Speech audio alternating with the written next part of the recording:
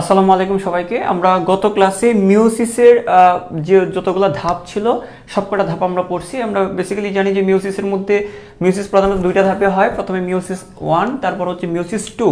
এখন এই মিওসিস 1-এর মধ্যে কি কি হয় সেগুলো তোমরা জানো অলরেডি। মিওসিস 1-এর চিত্রগুলো এক পাশে এবং মিওসিস 2-এর চিত্রগুলো আর এক পাশে একে, তারপর তোমাদেরকে বৈশিষ্ট্যগুলো লিখে দিয়েছিলাম। জাস্ট তাহলে আমাদের মিওসিসটাকে অর্থাৎ মিওসিস সম্পর্কে আমাদের মোটামুটি একটা ক্লিয়ার এখন আইডিয়া আছে। তো তোমাদের বইয়ে ওই মিওসিসের যে কাজগুলো হয়, মিওসিসের মধ্যে যে জিনিসগুলো হচ্ছে সেই জিনিসগুলো কিন্তু মিওসিসের বৈশিষ্ট্য বলে একটা পয়েন্ট তোমাদেরকে বা তোমাদের একটা টপিক আছে। অর্থাৎ এখানে নতুন কিছু পড়া না, এটা হচ্ছে যে আমরা মিওসিস 1 এবং মিওসিস 2-এর মধ্যে যেগুলো পড়ছি এবং মিওসিস 1-এর ভিতর যে প্রোফেজ 1টা আছে, যেমন লেপ্টোটিন, জাইগোটিন, প্যাকাইটিন, এই যে ধাপগুলো আমরা পড়ছিলাম, এই ধাপগুলোর ভিতরকার যে বৈশিষ্ট্যগুলো সেইগুলোই সংক্ষিপ্ত আকারে এখানে তোমাদের বলা আছে। আমি তোমাকে বলি, আমি আবারও বলি, মিওসিসের বৈশিষ্ট্য মানে হচ্ছে মিওসিস 1 এবং মিওসিস 2। তো মিওসিস 1-এ আমরা যা পড়ছি, মিওসিস 2-তে আমরা যা পড়ছি, এবং মিওসিস 1-এর ভিতরে যে প্রোফেজ 1টা আছে, এই প্রোফেজ 1-এর ভিতরে যে ধাপগুলো আছে সেই ধাপগুলোর সম্পর্কে মিওসিস 1-এর ভিতরে যে প্রোফেজ 1 আছে, এই প্রোফেজ 1-এর ভিতরে যে ধাপগুলো আছে সেই ধাপগুলোর যে বৈশিষ্ট্যগুলো আমরা পড়ছি, যে কি কি কাজ হয় সেগুলো আমরা পড়ছি, এবং মিওসিস 2-এর ভিতরে কি কি হয় সেগুলো আমাদের পড়া হয়েছে।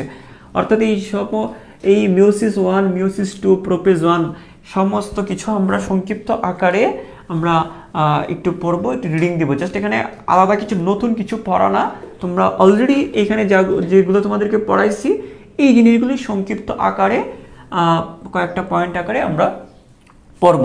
তো এটা এখন বলতে পারো যে স্যার তাহলে আমরা যেহেতু এখানে পড়ছি, এখানে আবার আলাদা করে এখানে পড়তে হচ্ছে, কারণ তোমাদের বইয়ে এরকম একটা টপিক আছে যে মিওসিসের বৈশিষ্ট্য। তো তোমাদের এটা হচ্ছে যে এই জিনিসগুলো এইগুলো পড়ানোর আগে তোমাদের বইয়ে এরকম একটা টপিক আছে মিওসিসের বৈশিষ্ট্য। হ্যাঁ, মিওসিসের কি, মিওসিসের বৈশিষ্ট্য। তাহলে মিওসিস 1, মিওসিস 2 এই জিনিসগুলো বর্ণনা করার আগে এই বৈশিষ্ট্যগুলো তোমাদের বইয়ে আছে। তো আমি এই বৈশিষ্ট্যগুলো তখন পড়াই নাই, আমি পড়াইছি এইগুলো আগে পড়াইছি। পড়ানোর পরে এখন আমি মিওসিসের বৈশিষ্ট্যটা পড়াচ্ছি। এটা কেন পড়াচ্ছি? কারণটা হচ্ছে তুমি যদি বৈশিষ্ট্যগুলো আগে পড়তা তোমার জন্য মাথায় একটু চাপ লাগতো। এখন তুমি মিওসিস 1 এবং মিওসিস 2, প্রোফেজ 1 যেহেতু জানো, এখন এই জিনিসগুলো প্রত্যেকটা জিনিসের মানে তুমি বুঝে যাবে। এই জন্য পড়াটা আমাদের এই জন্যই কঠিন, কারণ বইয়ে আমাদের পড়াটা গোছানো নাই। আগের পড়াটা পিছনে পড়াটা আগে দিয়ে ফেলে, যার কারণে আমাদের মনে রাখতে বা বুঝতে বা পড়তে অসুবিধা হয়। ঠিক আছে? তো এই জন্য মিওসিসের বৈশিষ্ট্যগুলো আগে ছিল, আমি আগে পড়াই নাই, আমি এখন পড়াচ্ছি। কারণ এই জিনিসগুলো যদি তুমি জানো, মিওসিস 1, মিওসিস 2, প্রোফেজ 1-এর বৈশিষ্ট্যগুলো তোমার যদি জানা থাকে, প্রক্রিয়াগুলো যদি জানা থাকে, অর্থাৎ আমার আগের ক্লাসগুলো যদি করা থাকে, তাহলে তুমি এখন বৈশিষ্ট্যগুলো এমনিতেই পারবা। আমি জাস্ট একবার করে তোমাকে ধরাই দিব যে কী কী আছে। আমি প্রথম থেকে যদি বলি যে মিওসিসের বৈশিষ্ট্য, 1 নম্বর বৈশিষ্ট্য হচ্ছে যে এটি ডিপ্লয়েড মাতৃকোষে হয়। এটি কোথায় হয়? ডিপ্লয়েড মাতৃকোষে হয়। এটা তোমাদের কিন্তু অলরেডি পড়ায় ফেলছি আমি। কীরকম? মনে করো এই একটা কোষ থেকে প্রথমে 2টা কোষ হয়, তারপরে এই 2টা থেকে আরও 2টা, এই 2টা থেকে আরও 2টা হয়। তাহলে যে কোষটা থেকে হয় সেটা তো মাতৃকোষ, তাই না? এটাকে কি বলবো আমরা? মাতৃকোষ। আর যে কোষগুলো তৈরি হয় সেগুলোকে আমরা কি বলবো? অপত্য কোষ। এই তো। এখন এই যে মাতৃকোষটা, এটা হচ্ছে টুয়েন, মানে ক্রোমোজোম জোড়ায় থাকে, 5 জোড়া হোক, 6 জোড়া হোক, 7 জোড়া হোক, জোড়ায় থাকবে। এই জন্য এগুলোকে বলা হয় টুয়েন, যেহেতু এদেরকে বলা হয় ডিপ্লয়েড। তো আমরা বুঝতেই পারি, আমরা জানি তো, এইগুলো তোমাদেরকে পড়াইছি অলরেডি। তো ডিপ্লয়েড মাতৃকোষ থেকে যে অপত্য কোষগুলো তৈরি হয় এগুলো হচ্ছে হ্যাপ্লয়েড, তাই না? এটা হ্যাপ্লয়েড, এগুলো হচ্ছে n সংখ্যক, এদেরকে আমরা বলে থাকি হ্যাপ্লয়েড। আবার একটা জিনিস খেয়াল করো, হ্যাপ্লয়েড এবং এদেরকে যেমন মাতৃকোষ বলা হয়ে থাকে, ডিপ্লয়েড জনন মাতৃকোষ বলা হয়। কারণ এই কোষগুলোকে, এই অপত্য কোষগুলোর নাম কি? জনন কোষ। এই অপত্য কোষগুলোর নাম কি? জনন কোষ বলা হয়। আরও সহজভাবে যদি বলি, শুক্রাণু অথবা ডিম্বাণু। ঠিক আছে? আচ্ছা, তো খেয়াল করো, তো এইগুলো যদি জনন কোষ হয়ে থাকে, তাহলে এইগুলো যে কোষ থেকে তৈরি হয় সেগুলোর নাম কি হবে? জনন মাতৃকোষ হবে, তাই না? জনন মাতৃকোষ। তো এটা কেমন জনন মাতৃকোষ? এটা হচ্ছে ডিপ্লয়েড জনন মাতৃকোষ। তো এটা কেমন জনন কোষ? এটা হ্যাপ্লয়েড জনন কোষ এটা। ঠিক আছে? তাহলে দেখি, তা আমরা এই জিনিসগুলো কিন্তু আগে থেকেই আমরা অলরেডি তোমাদের আগের ক্লাসে পড়াইছি। তো যেটা বলা হচ্ছে এখানে যে এই মিওসিসটা কোন জায়গাটাতে হয়, কি ধরনের কোষে হয়, সেটা একটা বৈশিষ্ট্য, আমাদের প্রথম বৈশিষ্ট্য। সেটা হচ্ছে যে এটি ডিপ্লয়েড মাতৃকোষে হয়। ডিপ্লয়েড জনন মাতৃকোষ, জনন কথাটা লিখে ফেলে আরো ভালো হয়, ডিপ্লয়েড জনন মাতৃকোষে হয়। ঠিক আছে, তারপর তারপর তারপর আমরা কি বলতে পারি, তাহলে একটা ডিপ্লয়েড জনন মাতৃকোষ থেকে 4টা কোষ তৈরি হয়, তাই না? তো এই কথাটাই বলছি এখানে 2 নম্বর, যে একটা ডিপ্লয়েড জনন মাতৃকোষ থেকে 4টি হ্যাপ্লয়েড জনন কোষ তৈরি হয়, তো একটা থেকে 4টা তৈরি হয়। তো দেখো এই যে দুইটা কথা, এই দুইটা কথা মনে রাখাটা কিন্তু কঠিন কিছু না, জাস্ট তুমি যদি একটু খেয়াল করে পড়ো যে আমরা অলরেডি জানি যে মিওসিসটা কোথায় হয়। আমরা জানি যে মিওসিসটা ডিপ্লয়েড জনন মাতৃকোষে হয়, আর যে কোষগুলো তৈরি হয় এগুলো জনন কোষ। তাহলে যে কোষগুলো তৈরি হলো জনন কোষ, জনন কোষগুলো যে কোষ থেকে তৈরি হচ্ছে সেটাকে বলা হয় জনন মাতৃকোষ। জনন কোষগুলা হ্যাপ্লয়েড, তাহলে যে কোষগুলো থেকে তৈরি হচ্ছে সেটাকে বলবো আমরা ডিপ্লয়েড। তো দেখো একটা হচ্ছে জনন মাতৃকোষ, তাহলে এগুলো জনন কোষ হলে এগুলো জনন মাতৃকোষ, এটা হ্যাপ্লয়েড হলে এটা ডিপ্লয়েড।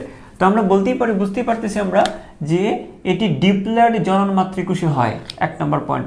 2 নম্বর হচ্ছে এটি ডিপ্লয়েড জনন মাতৃকোষ থেকে 4টি হ্যাপ্লয়েড জনন কোষ তৈরি হয়। তো একটি ডিপ্লয়েড জনন মাতৃকোষ থেকে 4টি হ্যাপ্লয়েড জনন কোষ তৈরি হয়।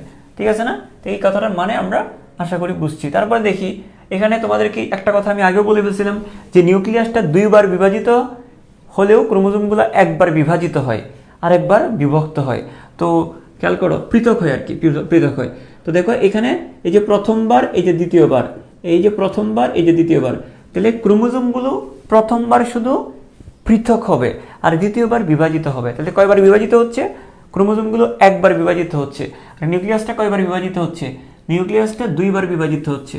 তো এই কথাটার মানেটাও তোমাদেরকে আমি ওই আগের একটা লেকচারে একদম ডিটেইলি পড়াইছি। এটার মানেটাও তোমরা ওইখানে যদি আগের ক্লাসগুলো সিরিয়ালি করে থাকো তোমরা এটাও বুঝবা। তাহলে খেয়াল করো, তাহলে নিউক্লিয়াসটা 2বার বিভাজিত হলেও ক্রোমোজোমগুলো কি হয়? একবার বিভাজিত হয়। Okay fine. তারপর একটা জিনিস হচ্ছে ক্রোমোজোমের স্বতন্ত্র বিন্যাস হয়। ক্রোমোজোমের স্বতন্ত্র বিন্যাস কি এটা খেয়াল করো। এই যে ক্রোমোজোমগুলো যে বিভক্ত হচ্ছে আবার নতুন করে বিন্যস্ত হচ্ছে না। এখানে যেমন 2n ছিল, এখানে আবার n হয়েছে, প্রত্যেকটাতে n করে। তো এইখানে বিন্যাসটা কি ছিল? একরকম, এখানে বিন্যাসটা অন্যরকম। তাহলে ক্রোমোজোমগুলো আবার স্বতন্ত্রভাবে পৃথক হয়ে আবার ইচ্ছা মতো ওদের কি বিন্যস্ত হয়, এটা স্বতন্ত্র বিন্যাস হয়। এই কথাটার মানে আমরা আরও বুঝতে পারবো যখন আমরা জেনেটিক্স পড়বো, যখন মেন্ডেলের জিনতত্ত্বটা যখন আমরা পড়বো তখন বুঝবো যে এটা কিভাবে বিন্যস্ত হয়। তো যাই হোক, ক্রোমোজোমের স্বতন্ত্র বিন্যাস হয়, এটা দিয়ে মনে রাখো। এখানে যেমন 2n, এখানে n, তো এখানে ক্রোমোজোমগুলো যেভাবে বিন্যস্ত ছিল এখানে ক্রোমোজোমগুলো নতুনভাবে স্বতন্ত্রভাবে বিন্যস্ত হয়েছে, পৃথক হয়ে গিয়ে। একজন জোড়া বেঁধেছিল না, এই যে জোড়া বেঁধেছিল এখানে 2n, তো এগুলো থেকে পরস্পর থেকে পৃথক হয়ে স্বতন্ত্রভাবে বিভিন্ন কোষে ঢুকে 4টা কোষে বিভক্ত হয়ে যাবে। তো এটা হচ্ছে ক্রোমোজোমের স্বতন্ত্র বিন্যাস। তা দেখো এই যে 4টা পয়েন্ট, এখানে মনে রাখাটা খুব টাফ কিছু না, এগুলো তোমাদের একদম মুখস্থ করার দরকার নেই, কারণ এই জিনিসগুলো তুমি যদি আগের ক্লাসগুলো সিরিয়ালি করে থাকো এই কথাগুলোর মানেটা নিশ্চয়ই বুঝবা। ওকে, তো আমি প্রথম থেকে যদি বলি, একটু শুরু থেকে যদি বলি যে মিওসিসের বৈশিষ্ট্যটা কি, সিম্পল বৈশিষ্ট্যটা হচ্ছে যে মিওসিসটা কোথায় হয়? ডিপ্লয়েড জনন মাতৃকোষে হয়। ওকে, তাহলে 2 নম্বর বৈশিষ্ট্যটা কি? যে একটা ডিপ্লয়েড জনন মাতৃকোষ থেকে 4টা জনন কোষ তৈরি হয়। ওকে, তারপর আমরা বলতে পারি যে যেহেতু 2n থেকে n হয়ে যাচ্ছে, আমরা জানি যে ডিপ্লয়েড থেকে হ্যাপ্লয়েড হচ্ছে, তার মানে হচ্ছে আমরা বলতে পারি যে নিউক্লিয়াসটা 2বার বিভক্ত হলেও ক্রোমোজোমগুলো একবার বিভক্ত হয়। ঠিক আছে, 3 নম্বর। আমরা 4 নম্বরে আমরা বলতে পারি যে যেহেতু এরা বিভক্ত হয়, যেহেতু এরা ক্রোমোজোম সংখ্যা কমে যাচ্ছে, তাই এরা নতুনভাবে বিন্যস্ত হচ্ছে, তাহলে ক্রোমোজোমের স্বতন্ত্র বিন্যাস হয়। তো এই জিনিসগুলো তোমরা মনে রাখবা। আচ্ছা, তারপরে আর বৈশিষ্ট্য কি নাই স্যার? হ্যাঁ আছে। আমি যদি তোমাদেরকে বলি যে এটা কি মিওসিস না? মিওসিসের মধ্যে মিওসিস 1 আছে, মিওসিস 2 আছে। মিওসিস 1-এর ভিতরে আবার আছে প্রোফেজ, মেটাফেজ, অ্যানাফেজ, টেলোফেজ।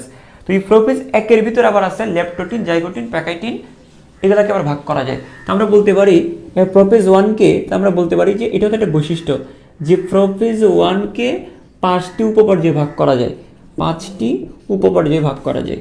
তোমাদের বইয়ে যেভাবে আছে আমি এভাবেই বলে দিচ্ছি, 5টি উপপর্যায়ে ভাগ করা যায়। এটাও এক ধরনের বৈশিষ্ট্য বলতে পারি আমরা, 5টি উপপর্যায়ে ভাগ করা যায়। এখন আমরা উপপর্যায়ের বৈশিষ্ট্যগুলো একটু বলি যে এদের ভিতরে কি হয়। আমরা বলতে পারি যে এদের ভিতরে যেটা হয় যে হোমোলোগাস ক্রোমোজোমগুলো জোড়া বেঁধে বাইভ্যালেন্ট হয়। হোমোলোগাস মানে কি? একটা ক্রোমোজোমের মতো দেখতে যখন আরেকটা ক্রোমোজোম হয়। তা আমাদের শরীরে যে 23 জোড়া ক্রোমোজোম আছে, 23টা 23 রকমের, এই আঙ্গুলটা এই আঙ্গুলের মতো, এরকম আমাদের দেহের ভিতরে ক্রোমোজোমগুলো ক্রোমোজোমের মতো আছে। ঠিক আছে, দেখো আমার এই আঙ্গুলটা হয়তো বা একটু লম্বা অথবা একটু খাটো হইতে পারে, কিন্তু আমার এই বুড়ো আঙুলটার সাথে আরেকজনের বুড়ো আঙুলটা মিলানো যাবে। হ্যাঁ, ওনার বুড়ো আঙুলটা হয়তো বা একটু মোটা হইতে পারে অথবা একটু ছোট হইতে পারে, কিন্তু মিলানো যাবে। কিন্তু এটাই বুড়ো আঙুল, ওই বুড়ো আঙুলের সাথে একটা মিল পাবো।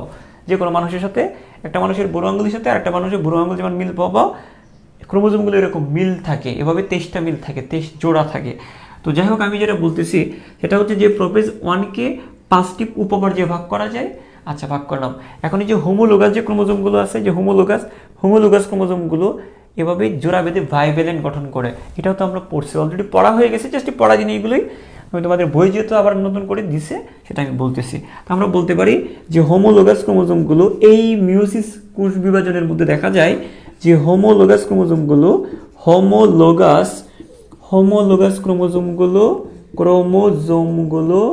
জোড়া বেঁধে কি হয় বলো? ক্রোমোজোমগুলো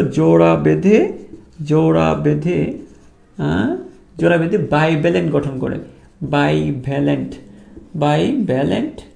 গঠন করে। ঠিক আছে না? আচ্ছা, আমরা এটা বুঝছি আশা করি। তারপরে দেখো, তাহলে এইভাবে এই যে দুইটা, ধরো এই ক্রোমোজোমটা দেখতে এই ক্রোমোজোম, তাহলে এই দুইটা হোমোলোগাস ক্রোমোজোম, আকার আকৃতি প্রায় একই রকম, হোমোলোগাস ক্রোমোজোম। এরা একে অপরের হোমোলোগাস এবং এই দুইটা জোড়া বেঁধে যে স্ট্রাকচারটা গঠন করছে সেটাকে আমরা বলবো বাইভ্যালেন্ট। আমরা কি বলবো? সেটাকে বাইভ্যালেন্ট বলবো। আচ্ছা, ঠিক আছে। আমরা এখন এই জিনিসটা বুঝলাম, 1 নম্বর, 2 নম্বর, 3 নম্বর, তারপরে এই 4 নম্বর, এগুলো আমরা একসাথে শিখবো। আর এই যেগুলো পড়তেছি এখন, এগুলো আমরা আলাদা করে শিখবো। সেটা কি? যে ক্রোমোজোমের, আচ্ছা, এই প্রোফেজ 1-কে 5টি উপপর্যায়ে ভাগ করা যায়। ক্রোমোজোমগুলো হোমোলোগাস ক্রোমোজোমগুলো জোড়া বেঁধে বাইভ্যালেন্ট গঠন করে। আচ্ছা, বাইভ্যালেন্ট যে গঠন করে, যে জোড়ায় কেন আসে? কারণ তাদের মধ্যে দেওয়া নেওয়া হবে, এই জন্য তো আসে। দুজনের খুব কাছাকাছি কেন আসতেছে? তাদের মধ্যে বিনিময় হবে। তো দেখা গেছে যে এই ক্রোমোজোমের এই অংশটা, ক্রোমোজোমের অংশগুলো বিনিময় হবে, এই অংশটা এখানে আসবে, আবার এই অংশটা এখানে যাবে। ক্রোমোজোমের অংশের কী হবে?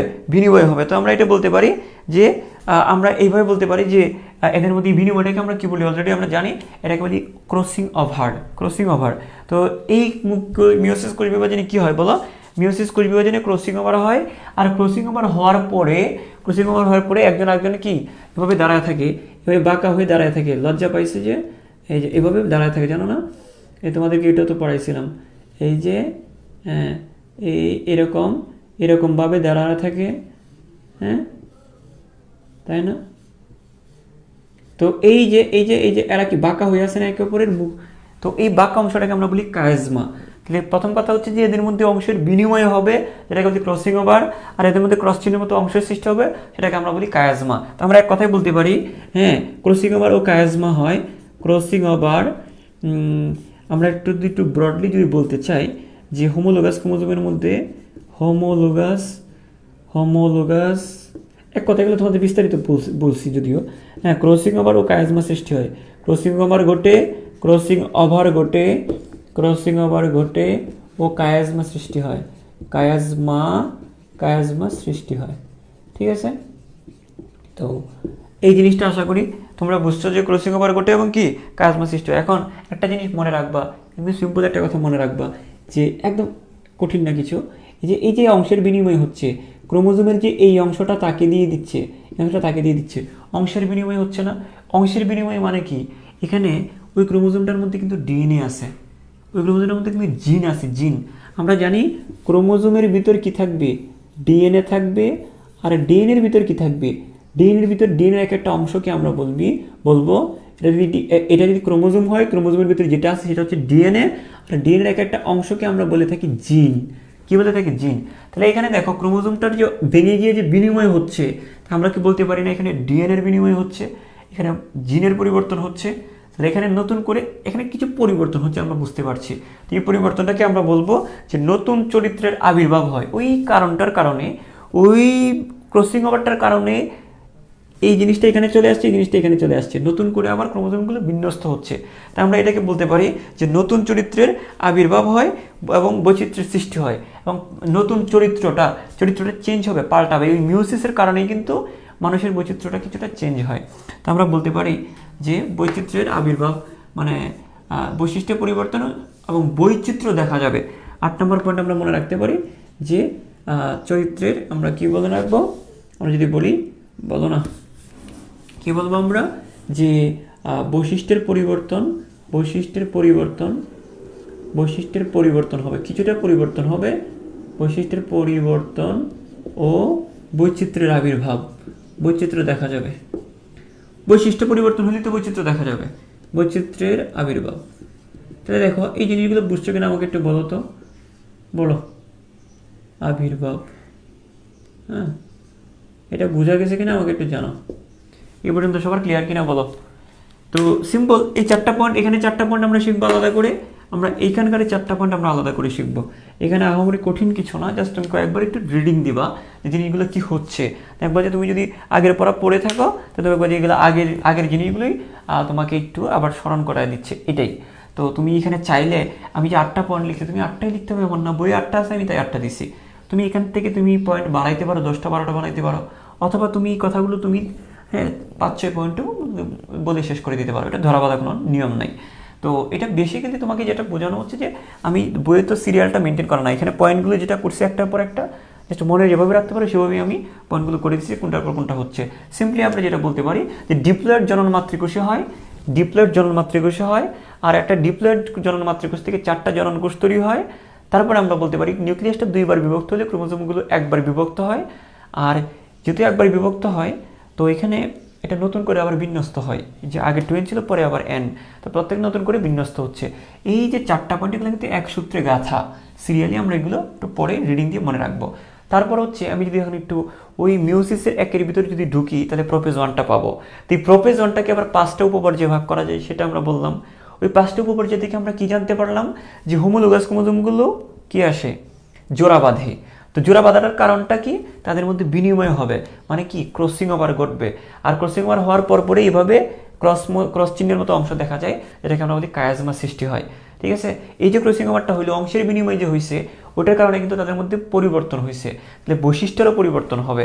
এবং এইটাকে আমরা বলতেছি যে বৈশিষ্ট্য পরিবর্তন ও বৈচিত্র্যের আবির্ভাব, বিভিন্ন রকম বৈচিত্র্য দেখা যাবে। ঠিক আছে, তো এই পর্যন্ত তোমাদের ক্লিয়ার কিনা?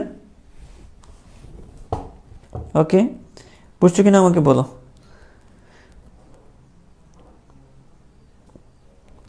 ওকে, আচ্ছা ঠিক আছে, আমরা তাহলে এইটা আমরা আশা করি এই জায়গাটা আমাদের ক্লিয়ার। এখন আমরা চলে আসি যে এটা তো জাস্ট হইলো যে মিওসিসে কি কি হয় সেটা বুঝলাম, মানে মিওসিসে কি কি হয়, মানে মিওসিসের বৈশিষ্ট্যটা কি, মিওসিসের কীরকম হয়। এখন আমরা যেটা শিখবো সেটা হচ্ছে মিওসিসের গুরুত্ব, যে মিওসিসটা কেন দরকার, কি কাজে লাগে, মিওসিসটা কি কাজে লাগে। দেখো দুইটার মধ্যে কিন্তু আমি পাশাপাশি কেন পড়াচ্ছি, যেন তুমি ইন্টার কানেক্ট করতে পারো, তুমি যেন মিওসিসের গুরুত্ব আর বৈশিষ্ট্য পড়তে গেলে যেন তোমরা পাশাপাশি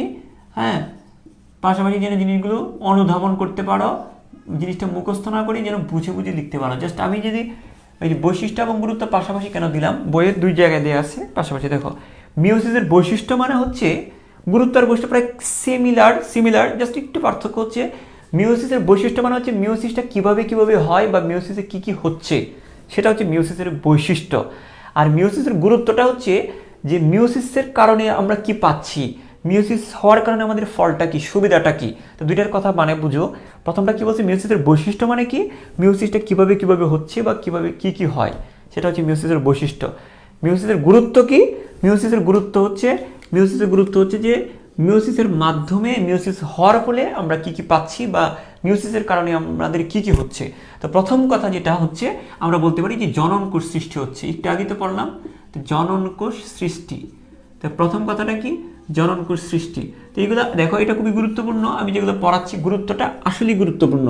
কেন গুরুত্বপূর্ণ, কারণ আমি কয়েকটা পয়েন্ট আমি লিখবো, যতগুলো পয়েন্ট হয় প্রত্যেকটা পয়েন্ট হবে এক একটা এমসিকিউ এর অপশন। ঠিক আছে, এটা পরীক্ষার হলে এভাবে তোমাকে প্রশ্ন করবে, বিশেষ করে মেডিকেল ভর্তি পরীক্ষা যেটা করে, যে নিচের কোনটি মিওসিসের গুরুত্ব নয়।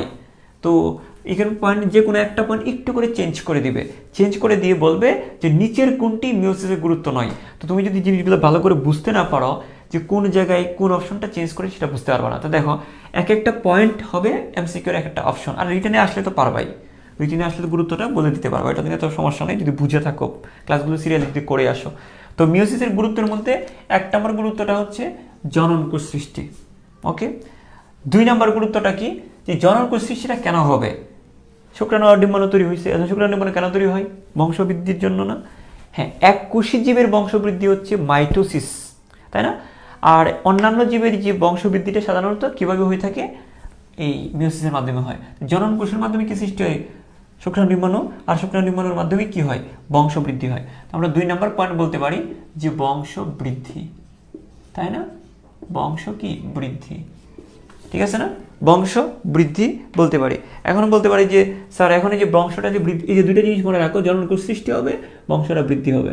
আর কি গুরুত্ব তোমাদের কি ওইখানে 3 নম্বর পয়েন্টে কি বলছিলাম মনে আছে? যে ক্রোমোজোম সংখ্যা, নিউক্লিয়াসটা 2 বার, ক্রোমোজোমগুলো 1 বার বিভাজিত হয়। তো এইটা দিয়ে আমাদের সুবিধাটা কি? এর গুরুত্বটা কি? নিউক্লিয়াসটা 2 বার, ক্রোমোজোমগুলো 1 বার বিভক্ত হলে আমাদের কি সুবিধাটা? সুবিধা হচ্ছে খেয়াল করো, আমরা জানি যে একটা টুয়েন বিভাজিত হয়ে আলটিমেটলি তো 4টাই হয়। হ্যাঁ, আলটিমেটাম একদম আলটিমেটলি তো 4টা হয়, 2টা এখান থেকে আরো 2টা, এখান থেকে আরো 2টা, অর্থাৎ একটা কোষ থেকে আলটিমেটলি কয়টা হচ্ছে? 4টা হচ্ছে না? এগুলো n হচ্ছে। এখন দেখো এগুলো হচ্ছে একটা শুক্রাণু এবং ডিম্বাণু হতে পারে। তো ধরো এগুলো হচ্ছে একটা শুক্রাণু বা ডিম্বাণু। তো এখান থেকে একটা শুক্রাণু n, একটা ডিম্বাণু n। আমরা তো জানি যে শুক্রাণু আর ডিম্বাণু, এটা যদি শুক্রাণু হয়, শুক্রাণুগুলো যেভাবে তৈরি হচ্ছে ডিম্বাণুগুলো এই প্রক্রিয়ায় তৈরি হবে। তো একটা শুক্রাণু তাহলে n, একটা ডিম্বাণু তাহলে কি n হবে।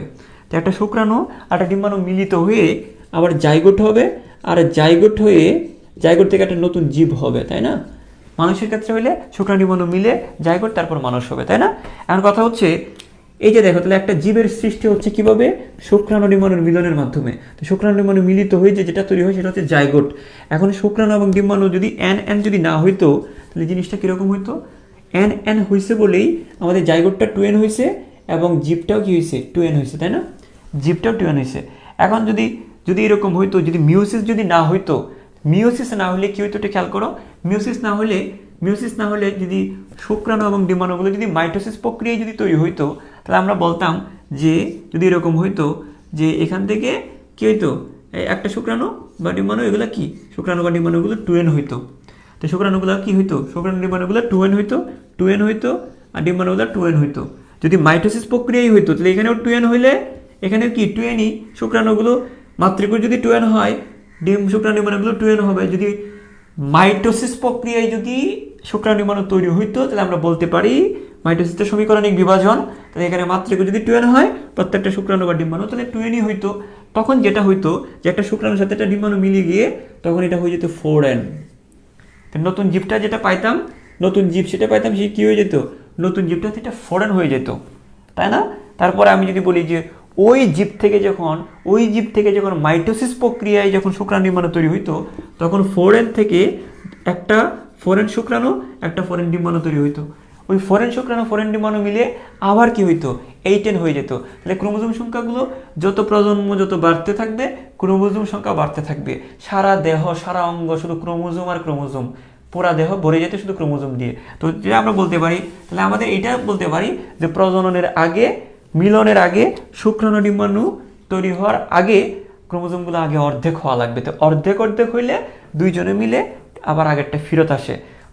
তাহলে আমি যদি বলি যে মানুষের ক্ষেত্রে যদি আমি বলি, খেয়াল করো, মানুষের ক্ষেত্রে যদি বলা হয় মানুষের 23 জোড়া ক্রোমোজোম না? হ্যাঁ, মানুষের 23 জোড়া ক্রোমোজোমের মধ্যে শুক্রাণু ডিম্বাণু তৈরি হওয়ার সময় শুক্রাণুতে 23টা, ডিম্বাণুতে 23টা যায়, আবার মিলে গিয়ে আবার 23টা জোড়া হয়ে যায়। তো ক্রোমোজোমের সংখ্যাটা ঠিক থাকে এইভাবে। একটা প্রাণী যাদের মনে করো ধরো 7 জোড়া ক্রোমোজোম নর্মালি, তো এরা শুক্রাণু তৈরি হওয়ার সময় 7টা শুক্রাণুতে, 7টা ডিম্বাণুতে থাকবে। শুক্রাণু ডিম্বাণু মিলে গিয়ে যেটা হবে তখন আবার 7 জোড়া হবে। তো এইভাবে ক্রোমোজোমের সংখ্যাটা ঠিক রাখে। আমরা যেমন আমাদের প্রজন্ম থেকে প্রজন্ম যখন আমাদের কি ঠিক থাকে, ক্রোমোজোমের সংখ্যাটা ঠিক থাকে, এইভাবেও অন্য একটা প্রজাতির ক্ষেত্রে সেম, প্রজন্ম থেকে প্রজন্ম ক্রোমোজোমের সংখ্যাটা ধ্রুব থাকে। শুক্রাণু এবং ডিম্বাণুতে ক্রোমোজোম মানে একটা নতুন হ্যাঁ, তোমার পরবর্তী বংশধর আসলেও ক্রোমোজোম, তোমার যেমন 23 জোড়া ক্রোমোজোম আছে, তোমার আরও 3 প্রজন্ম পরেও ক্রোমোজোমের সংখ্যা 23 জোড়াই হবে, ঠিক আছে না? তো এটা আমরা বলতে পারি যে ক্রোমোজোমগুলো কি, আমরা বলতে পারি যে ক্রোমোজোমের সংখ্যা ধ্রুব রাখা। আমরা বলতে পারি তাহলে কি, ক্রোমোজোমের সংখ্যা ধ্রুব রাখা। এই জন্য নিউক্লিয়াসটা 2 বার, ক্রোমোজোমগুলো 1 বারে বিভক্ত হয়। যার কারণে ক্রোমোজোম সংখ্যা অর্ধেক হয়। তো ক্রোমোজোমের সংখ্যাটা কি হয় বলো আমাকে? ক্রোমোজোমের সংখ্যা ধ্রুব রাখা, ধ্রুব রাখা, ধ্রুব মানে কি একই রাখা। একটা প্রজাতিতে ক্রোমোজোমের সংখ্যাটাকে কি রাখা? ঠিক রাখা, স্থির রাখা। তো আমরা আশা করি এটা বুঝে গেছি। আচ্ছা, ক্রোমোজোমের সংখ্যা যদি ধ্রুব রাখা হয়, এটা খেয়াল করো, ক্রোমোজোমের সংখ্যা যদি ধ্রুব রাখা হয়, তো ক্রোমোজোমের সংখ্যা যদি ঠিক থাকে, তা আমরা বলতে পারি না ওইটা একই প্রজাতির হবে। ধরো একটা মানুষ থেকে একটা মানুষের জন্ম হয়েছে, তাই তো?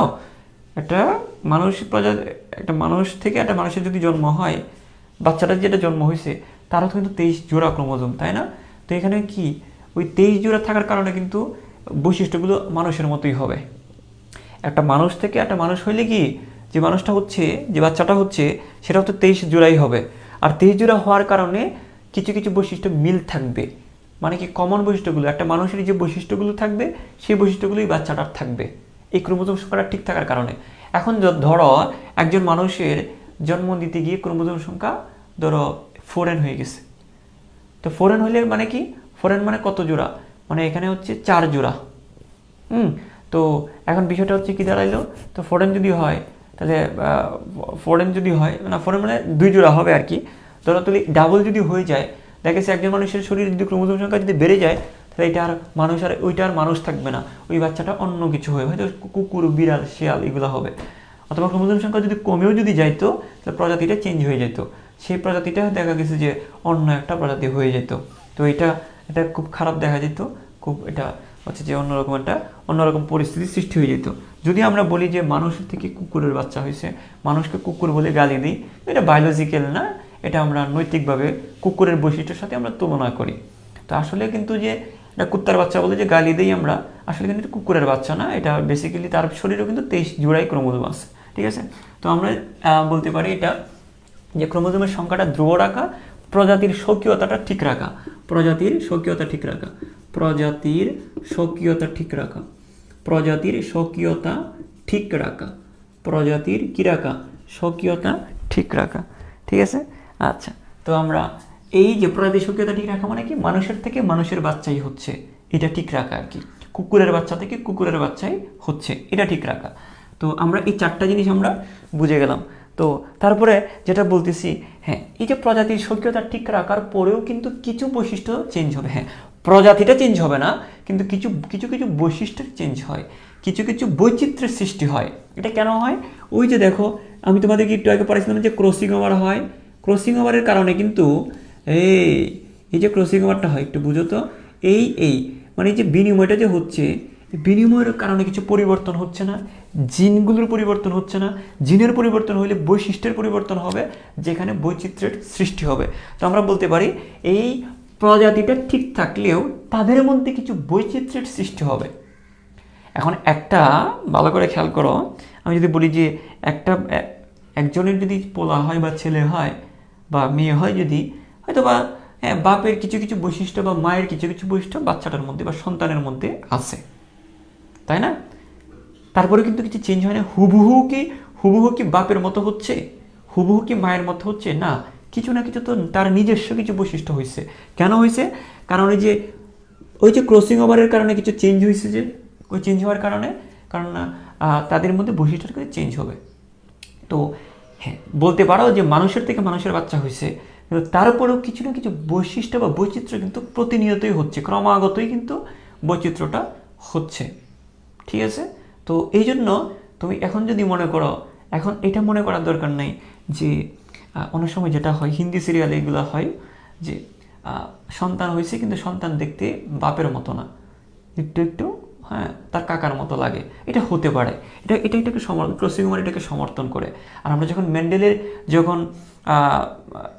যখন আমরা জেনেটিক যদি পড়ি, সৌভাগ্য হয়, তখন এই জিনিসগুলো আরও বুঝতে পারবা যে সন্তান হুবহু তার বাপের মতো না হইলেও অন্য কারোর মতো হলে এটা সন্দেহ করার কিছু নাই, এটা বায়োলজি এটাকে সাপোর্ট করে, ঠিক আছে? তো দেখো, আমরা এটা বলতে পারি যে হ্যাঁ, এটা আমরা বলবো যে এই বৈচিত্র্যের সৃষ্টি, সেটা আমরা বলবো বৈচিত্র্য সৃষ্টি হতে পারে, বৈচিত্র্যের সৃষ্টি হতে পারে, ঠিক আছে? সৃষ্টি হয়, ঠিক আছে? তাহলে আমরা যদি 6 নম্বর পয়েন্টটা যদি একটু খেয়াল করি যে অভিব্যক্তি, এভাবে কিন্তু অভিব্যক্তি অভিব্যক্তি মানে ইভলিউশন, বিজ্ঞানীরা ধারণা করতেছেন যে যদিও যদিও স্বাভাবিকভাবে একটা প্রজাতি থেকে আরেকটা প্রজাতির তৈরি হয় না, তবে এইভাবে বৈচিত্র্যটা হুটহাট করে মানুষ থেকে মানুষের বাচ্চাই হয়, হুটহাট করে অন্য কিছু হয়ে যাবে না, একটা প্রজাতি থেকে অন্য একটা প্রজাতি হুট করে এইভাবে হয় না। তবে এই যে বৈচিত্র্যটা সৃষ্টি হচ্ছে, একটু একটু করে বৈচিত্র্য সৃষ্টি হচ্ছে, একটু একটু করে বৈচিত্র্য সৃষ্টি হচ্ছে। মনে করো বাপটা কি, মনে করো যে পোলার বাপ অনেক কুল, অনেক ধৈর্যশীল, কিন্তু পোলাটা একটু রকচটা, ঠিক আছে? তো এটা কি আস্তে আস্তে আমি তোমাকে এমনি বলতেছি যে পোলাটা রকচটা, কিন্তু কথাটা হচ্ছে মানুষ থেকে কিন্তু মানুষই হয়েছে, কিন্তু একটু বৈচিত্র্য একটু চেঞ্জ হয়েছে, একটু বৈচিত্র্য হয়েছে, ক্রসিং ওভারটার সময় একটু জামাতা হয়েছে মনে হয়, এই জন্য পোলাটা একটু রাগী, ঠিক আছে? এখন ওই পোলা ভালো করে খেয়াল করো কিন্তু, তা আমার কি হইলো, আমার কিন্তু প্রজাতি কিন্তু ঠিক আছে, প্রজাতির স্বকীয়তা ঠিক আছে, কিন্তু মানুষের থেকে মানুষই হয়েছে, কিন্তু বৈচিত্র্য সৃষ্টি হয়েছে, তাই না? এখন ওই পোলাটা যখন আরেকটা পোলার জন্ম দিবে, ভালো করে খেয়াল করো, আমি কি বলতেছি কথাগুলো বুঝো, ওই পোলা যখন আরেকটা পোলার জন্ম দিবে, ধরো ওই পোলাটা আরও রাগী, কিন্তু পোলা থেকে ওই মানুষ থেকে কিন্তু মানুষই হচ্ছে, বৈচিত্র্যটা চেঞ্জ হচ্ছে। এইভাবে একটু একটু করে বৈচিত্র্য হইতে হইতে, বৈশিষ্ট্য চেঞ্জ হইতে হইতে দেখা গেছে যে ওই যে, এটা বিজ্ঞানীদের কথা, ও হইতে হইতে মনে করো যে বহু বছর ধরে, ধরো মনে করো 10,000, 15,000, 20,000 বছর পরে ওইটার পরিবর্তন হইতে হইতে, বৈচিত্র্য হইতে হইতে এমনও হয়ে যেতে পারে যে এখান থেকে একটা ওই যে হিংস্র কোনো পশু তৈরি হয়ে যেতে পারে। বৈচিত্র্যটা কিন্তু এটাকে কিন্তু আমরা ইনস্ট্যান্টলি বলতে পারবো না এক প্রজাতি থেকে আরেক প্রজাতি হচ্ছে, আমরা বলবো এক প্রজাতি থেকে একই প্রজাতি হচ্ছে মিওসিসের কারণে, কিন্তু একটু একটু করে বৈচিত্র্য সৃষ্টি হচ্ছে। আর একটু একটু করে চেঞ্জ হওয়ার কারণে বিজ্ঞানীরা বলেন যে একটা প্রজাতি থেকে আরেকটা প্রজাতি হবে। এটাকে আমরা এইভাবে বলতে পারবো না, ঢালাওভাবে আমরা এটা বলবো না যে একটা প্রজাতি থেকে আরেকটা প্রজাতি হচ্ছে, এটা ঢালাওভাবে বলতে পারবো না। আমরা বলবো এটাকে আমরা বলি, এই শব্দটাকে আমরা বলি যে অভিব্যক্তি। কি বলি আমরা? অভিব্যক্তি বলি, ইংলিশে এটাকে বলে ইভলিউশন।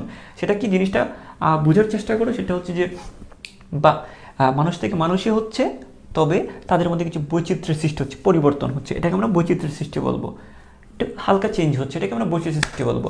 এখন এই বৈচিত্র্য হতে হতে হতে হতে হতে হতে বহু বছর ধরে বৈচিত্র্য হতে হতে দেখা গেছে যে এটা এমনভাবে পরিবর্তন হচ্ছে, এক পর্যায়ে দেখা গেছে যে এটা অন্য একটা প্রজাতি হয়ে গেছে। দেখা গেছে যে নেকড়ে, বা এটা হচ্ছে যে মনে করো যে এটা হচ্ছে আমাজন বনের যে হিংস্র যে পশুগুলো আছে, এটার মতো কিছু একটা হয়ে গেছে, ঠিক আছে? তো যাই হোক, এটাই বিজ্ঞানীরা এটাই বলেন, কারণ এটাই বলেন যে বানর গোত্রীয় যে প্রজাতিগুলো আছে সেটা থেকে মানুষের আবির্ভাব, নাউজুবিল্লাহ, এটা বিজ্ঞানীরা বলেন। এটা আমাদের পাস করার জন্য আমাদের এটা মনে রাখতে হয়, বা এটা বিজ্ঞানীদের একটা ধারণা। তো যাই হোক, এটাও তো 100% প্রুভড না। তো যাই হোক, তো একটা হচ্ছে যে প্রজাতির স্বকীয়তাটা ঠিক রাখে, বৈচিত্র্যটা আস্তে আস্তে সৃষ্টি হয়, এবং এইভাবে বৈচিত্র্য হইতে হইতে এক পর্যায়ে নতুন প্রজাতি সৃষ্টি হয়ে যেতে পারে, যেটাকে আমরা এইভাবে বলবো না যে এক প্রজাতি থেকে অন্য প্রজাতি হয়, মানুষ থেকে কুকুরের বাচ্চা হয়, সেটা আমরা ওইভাবে বলবো না। আমরা এটাকে একটু সহজভাবে যদি বলি, একটু ব্রডলি যদি বলি যে আস্তে আস্তে হচ্ছে, এটাকে আমরা বলি অভিব্যক্তি। আমরা এটাকে কি বলে থাকি? অভিব্যক্তি। হ্যাঁ, এখন বলতে পারো যে স্যার, তাহলে কি মানুষের থেকে কি অন্য কোনো প্রজাতি হওয়ার সম্ভাবনা আছে? হ্যাঁ, এটা এইভাবে হবে না, হয়তো আস্তে আস্তে ধারাবাহিকভাবে যদি হয়, তাহলে খুব ধারাবাহিকভাবে হবে সেটা। তো যাই হোক, হিজড়াদের ব্যাপারটা আলাদা, এটা নিয়ে তোমরা ভাবতেছ হয়তো, বা এটা অন্য একটা বিষয়, এটা ডিজিজ বলতে পারি আমরা, এটা কোনো ওই মিউসিসের কোনো না, এটা এক ধরনের ডিজিজ, এটা নিয়ে আমরা পরবর্তীতে কোনো দিন আলোচনা করব। তারপরে দেখো 7 নম্বর। তাহলে আমরা যদি 7 নম্বরে আসি, যে এখানে আর কি জিনিসটা, আর হচ্ছে যে আমরা এখানে ওই মিউসিসের কারণে কিন্তু জনক্রম হয়। কি হয়? যে জনক্রম হয়। তো স্যার, এটা আবার কোন জিনিস স্যার? জনক্রম হয়, এটাই জিনিসই যেটা বুঝি সেটাই। 8 নম্বর হচ্ছে মেন্ডেলের সূত্র।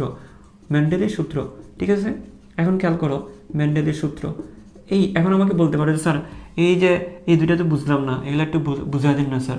ও স্যার, এগুলো বুঝাই দেন না, আমার মেডিকেল অনিশ্চিত, এই দুটো না বুঝলে আমি মরে যাবো। দেখো, আমি বুঝিয়ে দিচ্ছি। দেখো, জনক্রমটা কি, খেয়াল করো। যতটুকু বোঝানোর দরকার, তোমাদের যতটুকু জানা দরকার, ততটুকু কিন্তু আমি বলে দিই, আমাকে বলে দেওয়ার দরকার নেই। ও স্যার, এটা বলেন না, ও স্যার এটা বলেন না, এখানে শুধু শুধু অত্যাচার করো স্যারদেরকে। কিন্তু এখন কথা হচ্ছে যে একটা কথা আছে যে মায়ের খাওয়ারও কোনো বয়স নাই, আর জানারও কোনো শেষ নাই, ঠিক আছে? তো এটা হচ্ছে যে তুমি জানতে জানতে জানতে জানতে তুমি জানোয়ার হয়ে গেলেও তুমি যে মেডিকেলে চান্স পাবো এমন কোনো নিশ্চয়তা নেই। তুমি মেডিকেলে চান্স পাবো তখনই, তুমি ভর্তি পরীক্ষায় টিকে থাকবা তখনই যখন সবাই যেটা জানে তুমিও সেটা জানো, এবং পুরো সিলেবাসটা যেটা দেওয়া হয়েছে সেটা যদি তুমি কাভার আপ রাখতে পারো, তো প্রশ্ন আসলে তুমি পারবা। এখন কথা হচ্ছে, তুমি সিলেবাসটা পুরোপুরি 100% তুমি করো না, তুমি একটা একটা জিনিস নিয়ে পড়ে আসো, এটা নিয়ে তুমি ডিটেইলি জানলা, লাভ নাই। কারণ তোমাদের একটা সিলেবাস দেওয়া হয়েছে, ওইটা দিয়ে একটা রেস, তোমাদের একটা কি একটা প্রতিযোগিতা, যে মানে কে টিকবে, সবাইকে নিতে পারো না। তুমি অনেক জানো, তুমি যে অনেক জানো এটাই তো তোমাকে ওইখানে তো এটা তো প্রশ্নের পরীক্ষায় তো এটা উত্তরে এটা ধরা পড়বে না। তুমি জানো সেটা ধরা পড়বে তুমি সিলেবাসটা যত কভার করতে পারো, ঠিক আছে? তো এই জিনিসগুলো নিয়ে এই ওই যে এক মিউসিস নিয়ে যদি আমি যদি লেকচার দিই, তাহলে কিন্তু আগামী 1 বছর ওই মিউসিসের উপরেই লেকচার দেওয়া যাবে। কিন্তু তোমার কি ওইটা জানার দরকার আছে? আর তোমরা যেটা মনে করো যে বেশি জানলেই বোধহয় মেডিকেল হবে, বেশি জানলেই বোধহয় ঢাকা ভার্সিটি হবে, বেশি জানলেই বোধহয় আমরা কি হয়ে যাব, আমরা অনেক কিছু হয়ে যাব। এটা আমাদের একটা ভুল কনসেপ্ট। মেডিকেলে চান্স না পাওয়ার অনেকগুলো কারণের মধ্যে এটা একটা কারণ, যে আমরা সিলেবাসগুলো পিন পয়েন্ট চিন্তা না করে, একদম অন পয়েন্টে চিন্তা না করে আমরা চিন্তা করি যে একজন খুব দিচ্ছে, একজন স্যার অনেক ইনফরমেশন দেয়, স্যারটা তো অনেক জানে, উফ এই স্যারের কাছে না পড়লে আমাদের মেডিকেল অনিশ্চিত। এই যে আমাদের একটা টেন্ডেন্সি, এটা আমাদেরকে শেষ করে দিচ্ছে। তোমাদের একটা সিলেবাস বন্টন করা হয়েছে, একটা সিলেবাস দেওয়া হয়েছে, ওই সিলেবাস থেকে প্রশ্নগুলো হবে, অর্থাৎ আমি মেইন বইটার কথা বলতেছি। তো তোমরা এই জিনিসটা বুঝতে চাও না, বা বুঝতে চাও, তোমরা মনে করো যে অমুক স্যার তো অনেক ইনফরমেশন দেয়, বাপরে স্যারটা তো অনেক জানে, অনেক অনেক, আরে বাবা আমি গুগলে সার্চ দিয়ে আমি অনেক ইনফরমেশন নিয়ে আমিও আসতে পারতাম না? আমি মেডিকেলে পড়ি, মেডিকেল আমার লাস্টের দিকে, মেডিকেল থেকেও আমি অনেক ইনফরমেশন আমি নিয়ে তোমাদেরকে এখানে দিতে পারতাম না? এগুলো আমাদের মেডিকেলের ফার্স্ট ইয়ারই পড়াই, এগুলো হচ্ছে যে এই মিওসিস নিয়ে। তো এই জিনিসগুলো আমি পারতাম, কিন্তু তো জিনিসটা হচ্ছে যে তোমাদের কিন্তু এগুলো জেনে লাভ নেই। হ্যাঁ, তোমার কাছে সাময়িকভাবে মনে হতে পারে, ওহ মেডিকেলের পড়া আমরা পড়ে ফেলতেছি, বাইরে অনেক জানে, আমাদেরকে এগুলো শেয়ার করতেছে। তোমার কিছু অনেক গোড়ার ডিম হবে, তুমি কিছু করতে পারবো না। এই জেনে তোমার কি হবে, তুমি যখন প্রতিযোগিতায় যখন টিকে থাকবে না, তখন এই জানার কেউ দাম দিবে না। হ্যাঁ, জানার আগ্রহ থাকা ভালো, জ্ঞানের পিপাসা থাকা ভালো, কিন্তু কথাটা হচ্ছে তোমাকে বাস্তবতা চিন্তা করতে হবে। তুমি অনেক কিছু জানো, তোমাকে তো জানার কেউ মূল্যায়ন করবে না তোমাকে। কথাটা কি বুঝাইতে পারছি? হ্যাঁ, তো অনেক সময় আমরা সিলেবাসের বাইরেও যাই, কখন? যখন সিলেবাসের পড়াটাকে আরও সহজ করার জন্য আমরা সিলেবাসের বাইরে যাই। ঠিক আছে, এই কথাগুলো হয়তো বা বলতেছি, হয়তো হঠাৎ করে কেন জানি আসছে, এগুলো বলা দরকার ছিল, বললাম। এই দেখো, যাই হোক, এখানে খেয়াল করো, জনক্রম যারা মানবা তো মানবে, যারা মানবা না এটা আমারও কিছু হবে না।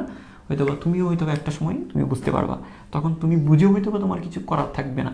তো যাই হোক, আমরা এটার আসি যে জনক্রম জিনিসটা কি। জনক্রমটা হচ্ছে কিছু কিছু প্রাণী আছে, যেগুলা কিছু কিছু জীব আছে, সেটা হচ্ছে যে কখনো কখনো এরা ডিপ্লয়েড দশায় থাকে, আবার মিওসিস প্রক্রিয়ার মাধ্যমে আবার হ্যাপ্লয়েড হয়ে যায়। এটা তোমরা সবচেয়ে ভালো বুঝতে পারবা তোমরা যদি টেরিডোফাইটা এবং ব্রায়োফাইটা যদি পড়ে থাকো। এই যে শর্ট সিলেবাস করে যে আমরা চিল্লাচ্ছি, আমার এই শর্ট সিলেবাসের উপর মেডিকেল ভর্তি পরীক্ষা হবে, বিভিন্ন ভর্তি পরীক্ষা হবে। দেখো, পুরো বইটা কাভার আপ থাকলে এখানে হিমশিম খায় যায় স্টুডেন্ট, একটা দুইটা বা কিছু প্রশ্ন বাইরে থেকে মেরেই দেয়। তো কথাটা হচ্ছে, পুরো বইটা জানার পরেও যেহেতু হিমশিম খেয়ে যায়, সেখানে শর্ট সিলেবাসের উপর মেডিকেল ভর্তি পরীক্ষা বা বিভিন্ন ভর্তি পরীক্ষা যদি হয়, সেখানে তুমি কতটুকু আগাইতে পারবা এটা তুমিই বুঝবা। এখন তখন বুঝতে আসলে কিছু হবে না। আমি যেটা বলি, তোমার পুরো বইটার উপর তোমার যদি একটা নলেজ থাকে, তোমার কিন্তু একটা ক্রিয়েটিভিটি নলেজটা বাড়বে, চিন্তা করার শক্তিটা তোমার বাড়বে, বিভিন্ন পড়ার সাথে বিভিন্ন পড়াকে লিঙ্ক আপ করতে পারবা। সম্ভবত তোমাদের ব্রায়োফাইটা টেরিডোফাইটা নাই সিলেবাসে, কিন্তু এই জনক্রমটা সবচেয়ে ভালো বুঝবা তুমি ব্রায়োফাইটা টেরিডোফাইটা পড়লে। ঠিক আছে, ছত্রাক শৈবাল ছত্রাক পড়লে।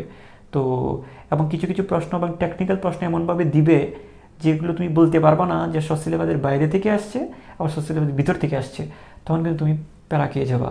তো যেখানে তোমরা 2 বছর 2.5 বছর প্রায় 3 বছর পেয়ে যাচ্ছ যেখানে, সেখানে তুমি যদি শর্ট সিলেবাস আসে বলেই শর্ট সিলেবাসকে ধরে আঁকড়ে ধরে বসে থাকতে হবে, ফুল সিলেবাসটা পড়বা না।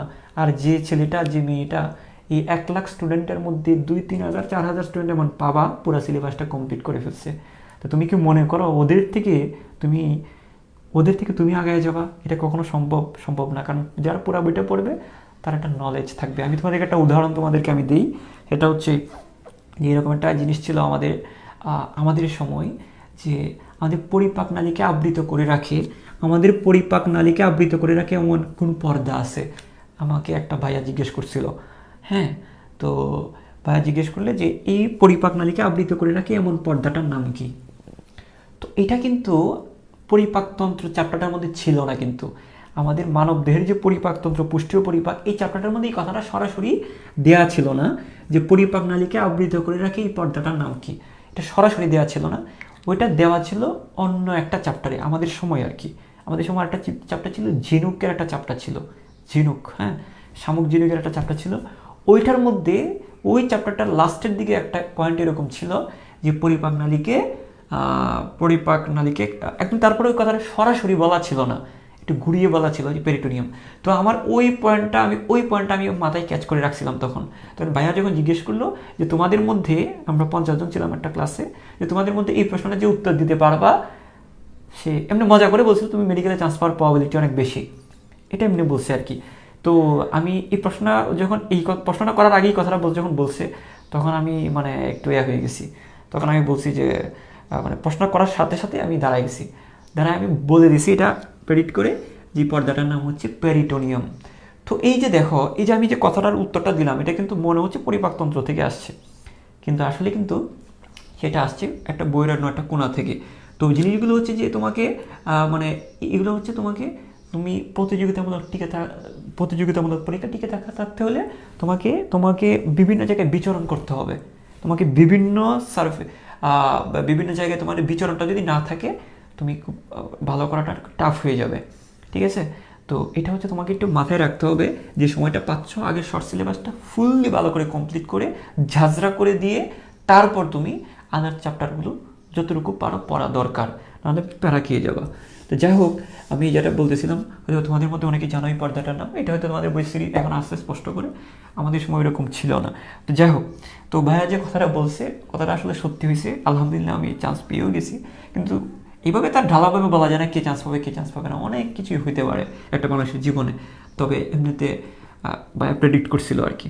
তো যাই হোক, জনক্রমটা যেটা বলতেছি, কিছু প্রজাতি আছে যে জীবনের একটা পর্যায়ে সে 2n অবস্থায় থাকে, তারপর কোনো একটা পর্যায়ে এসে সে n অবস্থায় থাকে। আবার nগুলো মানে কখনো কখনো সে ডিপ্লয়েড অবস্থায় থাকে, আর কখনো সময় আবার কি হ্যাপ্লয়েড অবস্থায় থাকে কোনো একটা পর্যায়ে। তারপর আবার খেয়াল করো, আবার কি মানে ওই যে ডিপ্লয়েড, কখনো কখনো সে ডিপ্লয়েড অবস্থায় থাকে, কখনো কখনো আবার হ্যাপ্লয়েড থাকে, আবার কখনো কখনো ডিপ্লয়েড আসে, কখনো কখনো হ্যাপ্লয়েড। এইভাবে ডিপ্লয়েড এবং হ্যাপ্লয়েডের পর্যায়ক্রমে আবর্তনটাকে বলা হয় জনক্রম, পর্যায়ক্রমে আবর্তনটা। এখন তুমি আমাকে বলো, ডিপ্লয়েড দশা থেকে যখন একটা প্রাণী হ্যাপ্লয়েড দশায় যাইতে চাইবে, তখন কি মিওসিস হওয়া লাগবে না? বলো তো আমাকে বলো। বিভিন্ন শৈবাল এবং ছত্রাকের ক্ষেত্রে এটা হয়, বিশেষ করে টেরিস উদ্ভিদ, টেরিডোফাইটের ক্ষেত্রে এটা হয় যে জীবনের কোনো একটা সময় সে ডিপ্লয়েড দশায় থাকে, আবার কোনো একটা সময় সে হ্যাপ্লয়েড দশায় আসে, তাই না? আমরা যদি টেরিস উদ্ভিদের কথা বলি, টেরিস উদ্ভিদের এরকম প্রাণফ্রুতিলাস থাকে, প্রাণফ্রুতিলাসটা হচ্ছে হ্যাপ্লয়েড, তাই না?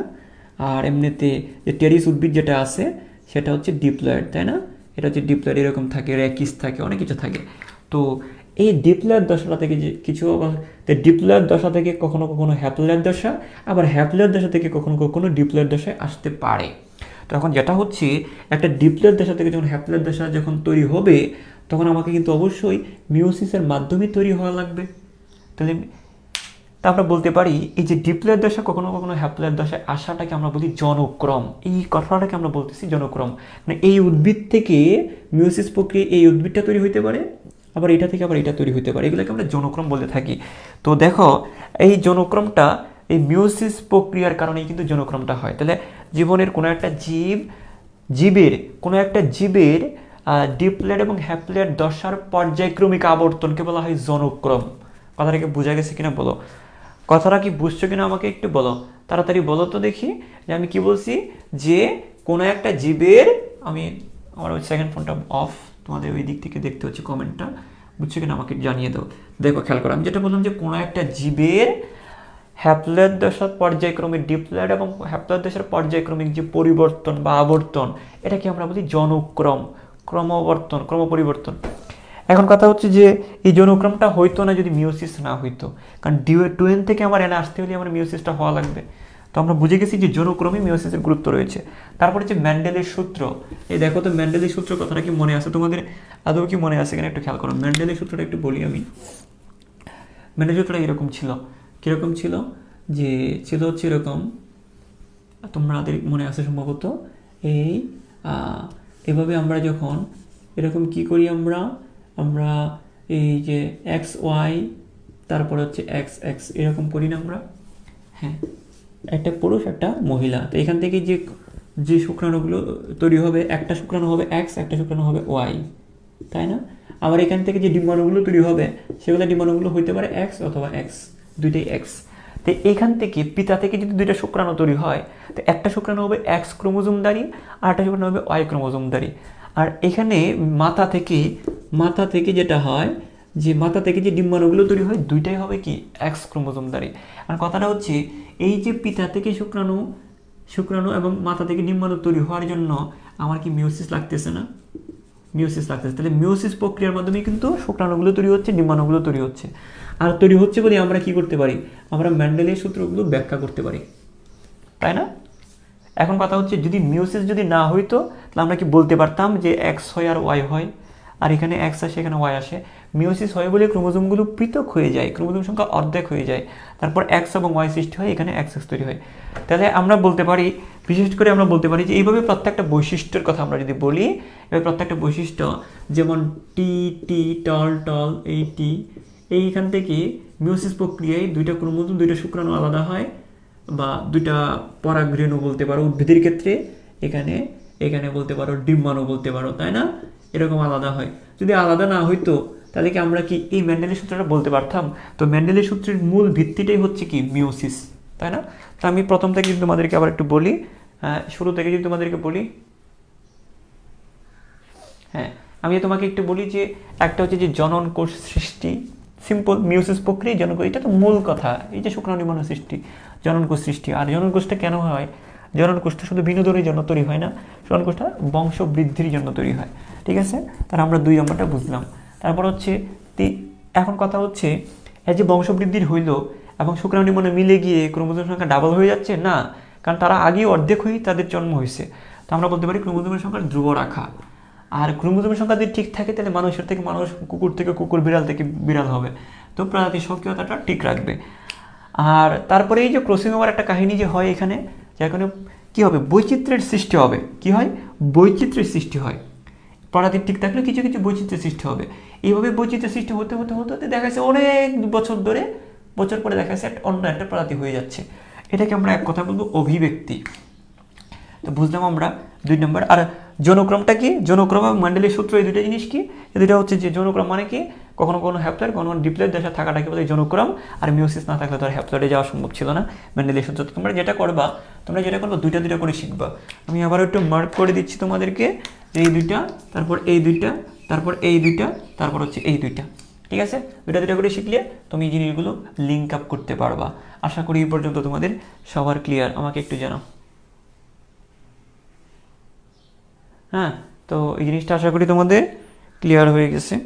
ওকে, আমরা যেটা করব এখন, তো আমি একটু সামনের দিকে যাই, তোমাদেরকে একটা গুরুত্বপূর্ণ জিনিস পড়াবো, সেটা হচ্ছে ক্রসিং ওভার। আমরা কি পড়াবো?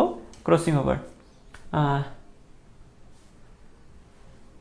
হ্যাঁ, তো এটা হচ্ছে তোমাদেরকে আবারও বলছি আমি যে জায়গাটা, হ্যাঁ তো এখানে এটা মোছার জিনিস পাচ্ছি না। ওকে, আশা করি ক্লিয়ার। এখানে তুমি দুইটা করে পয়েন্টগুলো পড়ে রাখবা এবং এই পয়েন্টগুলো তোমরা চেঞ্জ করবা না। এখানে এগুলো হবে এক একটা এমসিকিউর একটা পয়েন্ট। আচ্ছা, এখন তোমাদেরকে আবারও বলছি যে অন পয়েন্ট চিন্তা করো। হ্যাঁ, অন পয়েন্ট চিন্তা করো, তোমরা উল্টাপাল্টা বলতেছো। দেখো আমি এখানে বলবো এখন যে ক্রসিং ওভার। হ্যাঁ, ক্রসিং ওভার। তো ক্রসিং ওভারের সংজ্ঞাটা তোমাদের লাগবে, এটা খুবই গুরুত্বপূর্ণ, এই চ্যাপ্টারের মধ্যে সবচেয়ে গুরুত্বপূর্ণ। হ্যাঁ, তাই আমি তোমাদেরকে ক্রসিং ওভারটা কিন্তু অলরেডি পড়াই গেছি, যে স্যার ক্রসিং ওভারটা পড়াইছেন একবার। হ্যাঁ, আমরা পড়াইছি। কোথায়?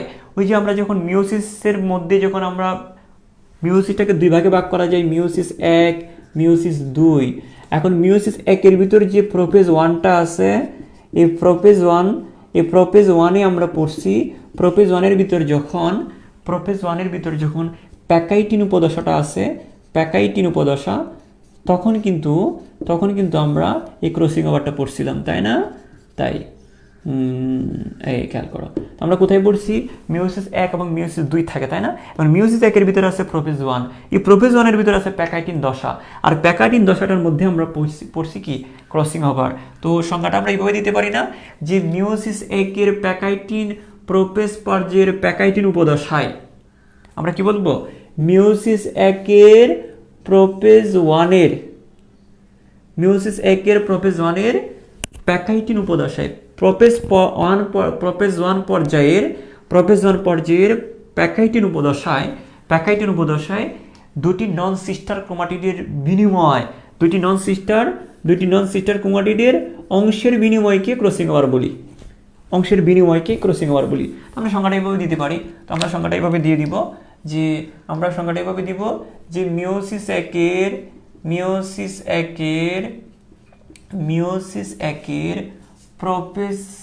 প্রোফেজ 1 দশার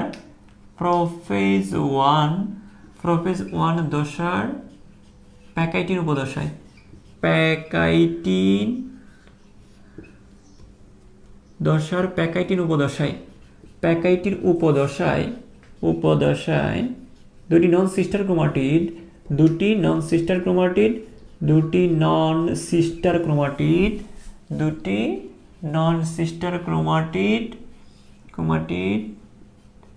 দুটি নন সিস্টার ক্রোমাটিডের হ্যাঁ অংশের বিনিময়কে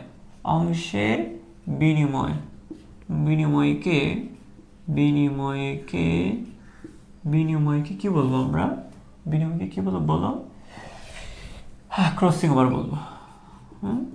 এই তো কঠিন কিছু না, তাই না? ক্রসিং ওভার বলবো।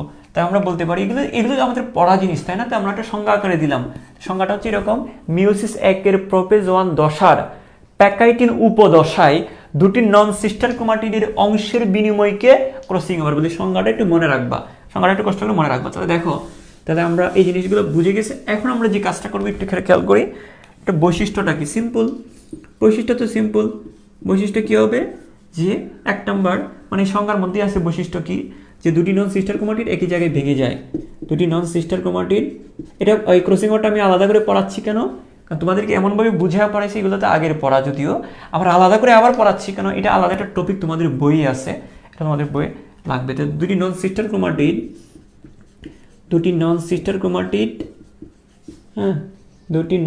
ক্রোমাটিড একই জায়গায় ভেঙে যায়, এটা হচ্ছে 1 নাম্বার। তো ভেঙে যাওয়ার পরে কি হয়, হ্যাঁ তারপরে বলতে পারি যে দুটি অংশের পরস্পরের বিনিময় হয়, দুটি অংশের বিনিময় হয়। তো এটা আমরা বলবো যে ভেঙে যাওয়া দুটি অংশের বিনিময় হয়। তো ভেঙে যাওয়া দুটি অংশের প্রথমে ভাঙে, তারপর বিনিময়টা হয়, দুটি অংশের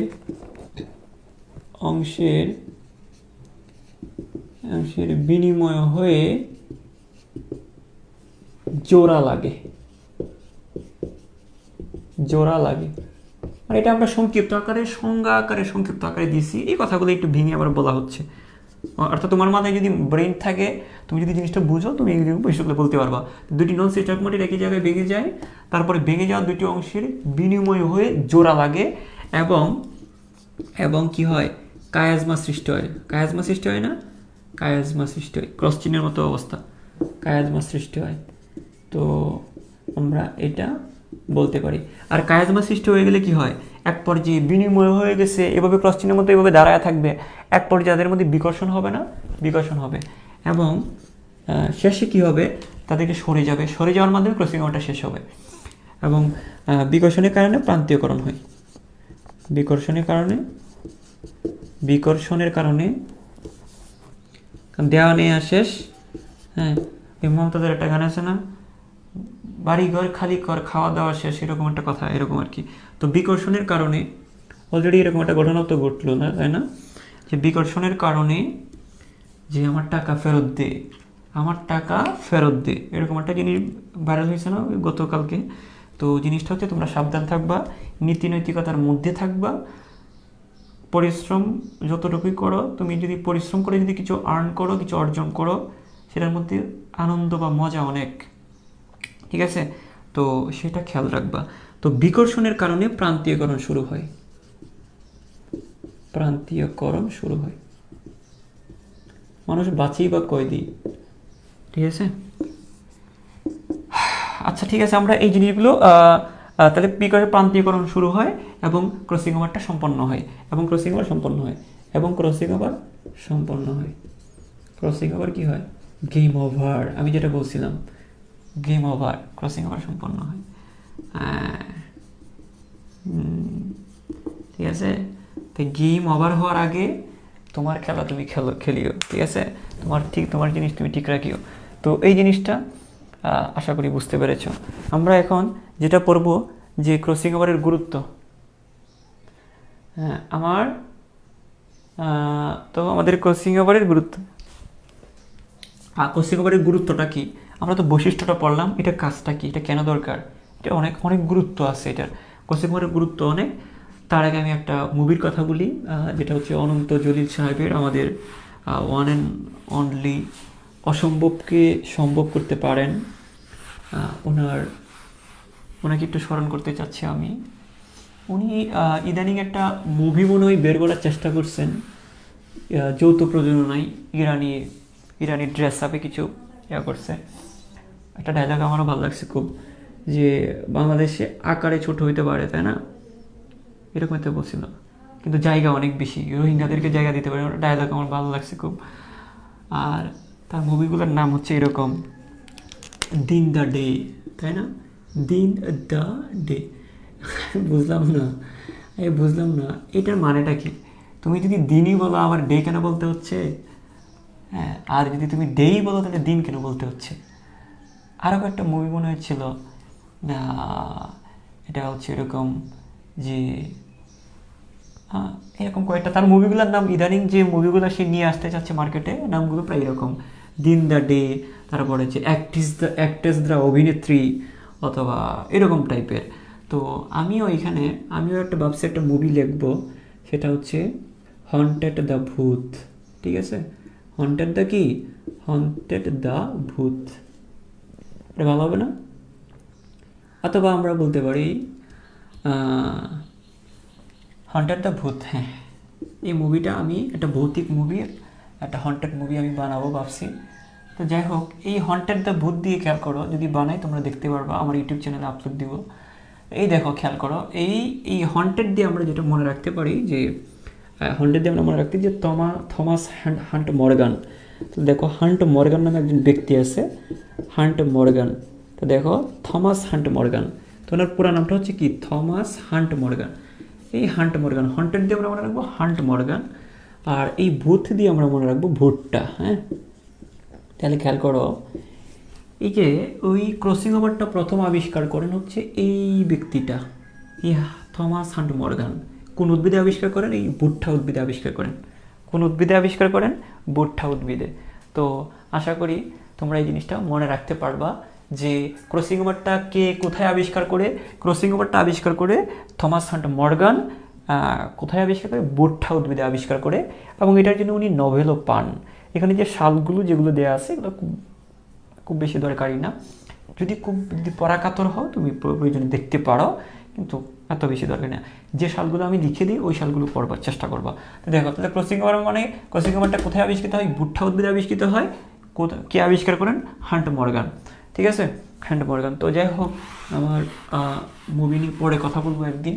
এখন আমি যেটা বলতে চাচ্ছি, যে ক্রসিং ওভারের গুরুত্বটা কি, এটা কেন দরকার, বা কেন হয়, বা সুবিধাটা কি, বা এটা দিয়ে আমরা কি লাভটা কি আমাদের, কি এটা কেন দরকার, এই ক্রসিং ওভারটা কেন দরকার, সেটা আমরা একটু করে জানবো। এখন নর্মালি চিন্তা করো, ক্রসিং ওভারের কারণে কি হয়? ক্রোমোজোমের দুইটি অংশের বিনিময় হয় না? ক্রসিং ওভারের কারণে ক্রোমোজোমের দুইটি অংশে বিনিময় হয়। তো একটু দেখো, খেয়াল করো, যে আমরা বলতে পারি, আমরা এক নম্বর কথা হচ্ছে যে ক্রোমোজোমের দুটি অংশের বিনিময় হয়। আচ্ছা, ক্রোমোজোমের দুটি অংশে যদি বিনিময় হয়, তাহলে কি বৈশিষ্ট্যের পরিবর্তন হবে? এখানে বৈশিষ্ট্যের যদি পরিবর্তন হয়, তাহলে কি হবে? বৈশিষ্ট্য পরিবর্তন হলে এখানে বৈচিত্র্য সৃষ্টি হবে। বৈচিত্র্য সৃষ্টি হইতে হইতে এক পর্যায়ে কী হবে? প্রজাতির নতুন প্রজাতির আবির্ভাব হয়ে যেতে পারে, যেটাকে আমরা অভিব্যক্তি বলে থাকি। এভাবে প্রজাতি সৃষ্টি হইতে হইতে আমরা এটাকে আমরা প্রজনন বিদ্যায় ব্যবহার করতে পারি। প্রজনন বিদ্যায় আমরা যে যে কিছু কিছু প্রাণী আছে বা যেগুলো আমরা চাষাবাদ করি, যেমন মাছ, তারপরে আরও যে প্রাণীগুলো আমরা চাষ করি, গবাদি পশু যেগুলো আছে, এগুলোর আমরা নিয়ন্ত্রিতভাবে ওই ক্রসিং ওভারটাকে আমাদের ইচ্ছা মতো ঘটিয়ে আমরা নতুন নতুন প্রজাতি নিয়ে আসতে পারি। প্রজনন বিদ্যায় ভূমিকা আমরা রাখতে পারি। আবার আরেকটা জিনিস খেয়াল করো, যে জিনিসটা আমি তোমাদেরকে বলি, যে এটা যদি একটা ক্রোমোজোম হয়, এটা ক্রোমোজোমের বড়, এটা হচ্ছে কি ক্রোমোজোম, তাই না? ক্রোমোজোমের ভিতরে যেটা থাকে সেটাই তো কি ডিএনএ। তো ক্রোমোজোমের ভিতরে যেটা থাকে সেটা হচ্ছে কি বলো, ক্রোমোজোমের ভিতরে যেটা থাকে সেটা হচ্ছে ডিএনএ। আর ডিএনএর একটা অংশকে আমরা বলে থাকি, ডিএনএর একটা অংশকে আমরা বলে থাকি জিন। তাহলে ক্রোমোজোমের ভিতর ডিএনএ, ডিএনএর ভিতর যেটা থাকবে সেটা হচ্ছে জিন। তো ক্রোমোজোমের ভিতর ডিএনএ, ডিএনএর ভিতর যেটা থাকে, ডিএনএর একটা অংশকে আমরা বলবো জিন। তাহলে ক্রোমোজোমের অংশের বিনিময় মানে কি জিনের বিনিময়। আর জিনগুলো কি নিয়ন্ত্রণ করে? বৈশিষ্ট্য নিয়ন্ত্রণ করে না? বৈশিষ্ট্য নিয়ন্ত্রণ করে। মনে করো আমি আমি আমি কালো, তাই না? আমি কালো, আমার চুলগুলো কিছুটা কুকরানো। আমি যে কালো, এই কালো হওয়ার জন্য কোনো না কোনো একটা জিন আমার শরীরে আছে। স্যার আমরা জিনটা আমরা কেটে ফেলে দিই, মরে যাব। প্রত্যেকটা কোষেই আছে, এটা কেটে ফেলে লাভ নেই। তাহলে দেখো একটু খেয়াল করো, তো ধরো আমি যে কালো, আমি যে ব্ল্যাক, এই ব্ল্যাক হওয়ার জন্য ধরো এই জায়গায় একটা জিন আছে। প্রত্যেকটা বৈশিষ্ট্য, একটা জীবের প্রায় প্রত্যেকটা বৈশিষ্ট্যের জন্য এক একটা জিন থাকবে, মিনিমাম এক জোড়া জিন থাকবে।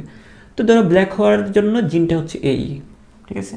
আমার চুলগুলো একটু কার্লি, হ্যাঁ, একটু কুকরানো, এই কুকরানো হওয়ার জন্য ধরো এই জিনটা এই জায়গায় আছে, ঠিক আছে? তারপরে হচ্ছে আমার এখন কথা হচ্ছে যে আমাদের যে ক্রসিং ওভারের মাধ্যমে আমরা বের করে ফেলতে পারি যে আমাদের কোন বৈশিষ্ট্যের জিনটা কোথায় অবস্থান করতেছে। আমি যে কালো, এই কালো হওয়ার জিনটা আমার ক্রোমোজোমের কোন অংশে আছে, উপরের দিকে না নিচের দিকে আছে, কত নাম্বার ক্রোমোজোমে আছে, সেটা আমরা বের করে ফেলতে পারি ক্রসিং ওভার দিয়ে। অর্থাৎ একটা জিনের অবস্থান আমরা বের করতে পারি ক্রোমোজোমের মাধ্যমে। এইভাবে পুরা ক্রোমোজোমটাকে আমরা ম্যাপিং করতে পারি, এটাকে বলা হয় জিন ম্যাপিং। দুইটা কথা বলছি, একটা হচ্ছে একটা নির্দিষ্ট জিন কোথায় অবস্থান করে সেটা বের করতে পারবো, আর কি বলছি, একটা পুরা ক্রোমোজোমের কোন জায়গাটার মধ্যে কোন জিনটা আছে সেটা বের করতে পারি, এটাকে বলা হয় জিন ম্যাপিং। তো প্রথম কথাটা কি, একটা জিনের অবস্থান আমরা বের করতে পারি, এবং বের করতে পারি এভাবে যে একটা ক্রোমোজোমের মধ্যে কত রকমের জিন কোথায় কোথায় আছে সেটা আমরা বের করতে পারি, সেটাকে আমরা বলে থাকি জিন ম্যাপিং, ঠিক আছে? তো এই যে কথাগুলো আমি বলছি, এই কথাগুলোই হচ্ছে আমার ক্রসিং ওভারের গুরুত্ব। মানে এই কথাগুলো কিন্তু ঘুরে ফিরে একটু আগেও বলছিলাম আমরা। তাহলে আমরা কি বলবো? প্রথম কথা হচ্ছে যে ক্রোমাটিডের অংশের বিনিময়, ক্রোমাটিডের অংশের কি হয়? বিনিময় হয়। আর ক্রোমাটিডের অংশের বিনিময় হওয়া মানে কি? বৈশিষ্ট্যের পরিবর্তন হওয়া। বৈশিষ্ট্যের পরিবর্তন হওয়া মানে কি? বৈচিত্র্যের সৃষ্টি হওয়া, নতুন নতুন বৈচিত্র্য দেখা যাবে। আর বৈচিত্র্য সৃষ্টি হওয়া মানে কি? নতুন প্রজাতির আবির্ভাব। নতুন প্রজাতির আবির্ভাব হলে কি হবে? ওই যে প্রজাতির আবির্ভাব হলে আমরা কি বলতে পারবো? আমরা এগুলোকে প্রজনন বিদ্যায় ব্যবহার করতে পারবো।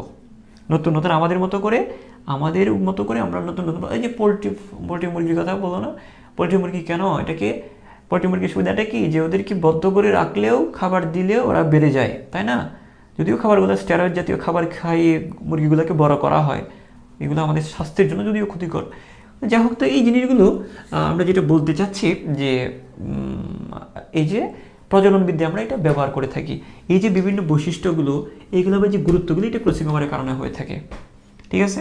তো আমরা প্রথম থেকে যদি বলি, এক নম্বর হচ্ছে ক্রোমাটিডের অংশের বিনিময়। ক্রোমাটিডের দুটি নন সিস্টার ক্রোমোজোমের ক্রোমাটিডের অংশের বিনিময়, যে দুটি নন সিস্টার ক্রোমাটিডের দুটি নন সিস্টার ক্রোমোজোমের দুটি, মানে ঘুরিয়ে ফিরিয়ে আগের কথাগুলোই তুমি যদি বুঝে থাকো তাহলে এগুলো পারবা। তা দেখো, দুটি নন সিস্টার ক্রোমোজোমের ক্রোমাটিডের অংশের বিনিময়, দুটি নন সিস্টার ক্রোমোজোমের দুটি ক্রোমাটিডের অংশের বিনিময়, এটি ক্রোমাটিডের অংশের বিনিময়, ঠিক আছে? বিনিময়। এখন এই বিনিময়, এখন এই যে খেয়াল করো, এই যে জিনিসটা তো এরকম না, এই যে এখান থেকে এটারটা এখানে যাবে, এরকম না, যে ধরো এটা এই ক্রোমোজোমটার এই অংশটা এখানে চলে আসছে আর এটা এখানে চলে আসছে, এই অংশের বিনিময়। তো ক্রোমাটিডের অংশের বিনিময় মানে কি? ডিএনএটাও চেঞ্জ হচ্ছে, জিনের পরিবর্তন, জিনটার পরিবর্তন। ক্রোমোজোমের ভিতরেই থাকে ডিএনএর ভিতরেই থাকে জিন। তা আমরা বলতে পারি 2 নম্বর যে জিনের পরিবর্তন। আমরা কি বলতে পারি যে সংক্ষেপে লিখতেছি আমি জিনের পরিবর্তন। আর জিনের পরিবর্তন মানে কি বৈশিষ্ট্যের পরিবর্তন। 3 নম্বরে আমরা বলতে পারি যে বৈশিষ্ট্যের পরিবর্তন। এখানে ক্রোমাটিডের বিনিময় মানে কি ক্রোমাটিডের ভিতরে থাকে জিন, আমরা বলতে পারি জিনের পরিবর্তন। আর জিন কি নিয়ন্ত্রণ করে বৈশিষ্ট্য নিয়ন্ত্রণ করে, সেটা ছেলেটা কালো হবে নাকি সাদা হবে। তো দেখো বৈশিষ্ট্যের পরিবর্তন। তারপরে 4 নম্বরটা কি 4 নম্বরটা হচ্ছে আমি কি বলতে পারি যে বৈশিষ্ট্য পরিবর্তন হবে তো আর কি হতে পারে বৈশিষ্ট্য পরিবর্তন হলে বৈচিত্র্য সৃষ্টি হবে। বৈচিত্র্য সৃষ্টি এগুলো মুখস্থ বলতেছি না আমি, তোমরা জাস্ট একটু খেয়াল করবা বৈচিত্র্য সৃষ্টি। এখন বৈচিত্র্য সৃষ্টি হলে এভাবে কি হতে পারে নতুন প্রজাতির সৃষ্টি হতে পারে না, নতুন প্রজাতির আবির্ভাব। নতুন প্রজাতির আবির্ভাব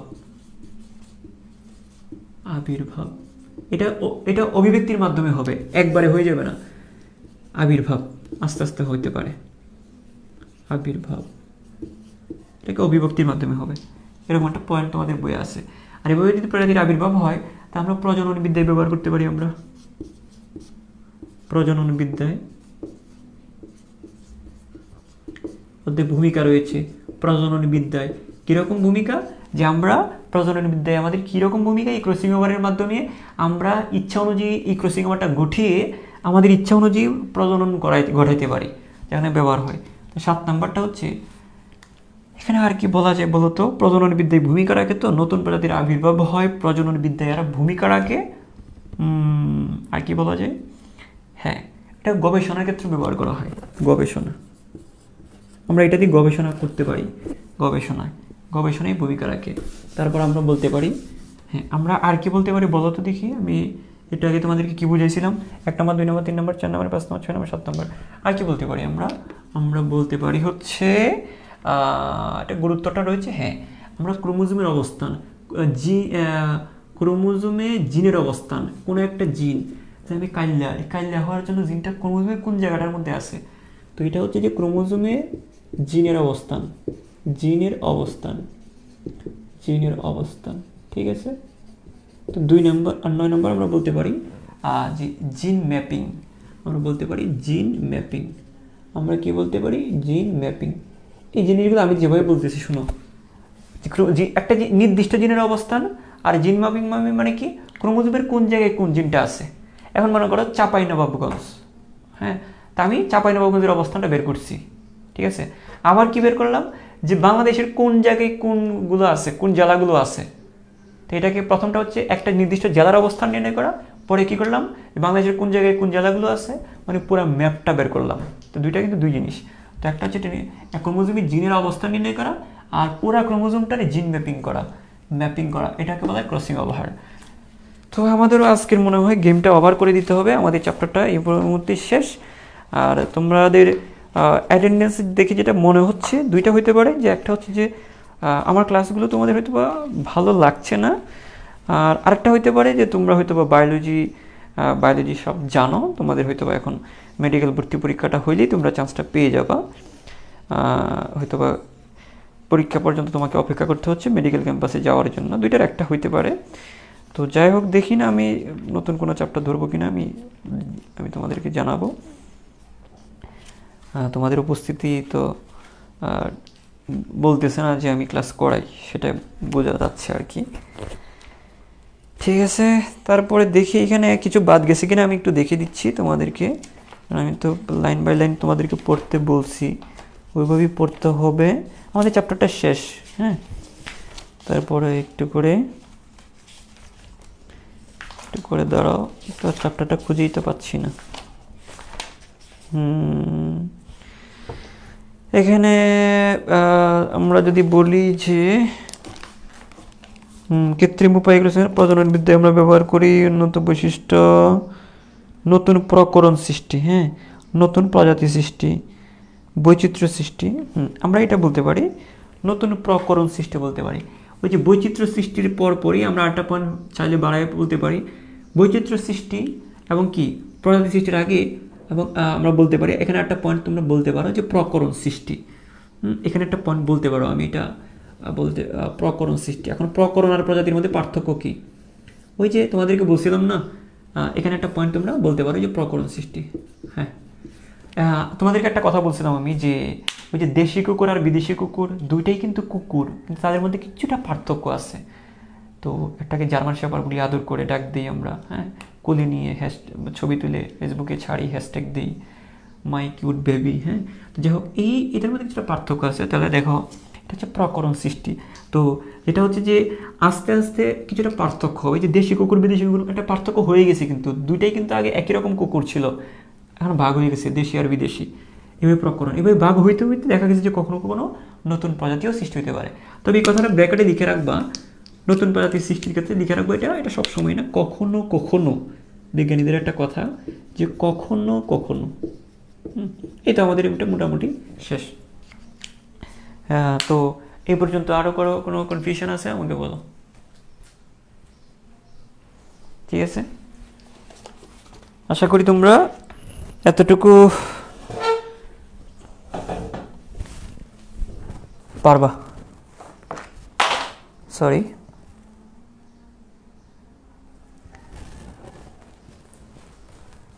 তো সবাই ভালো থাকো। এই তো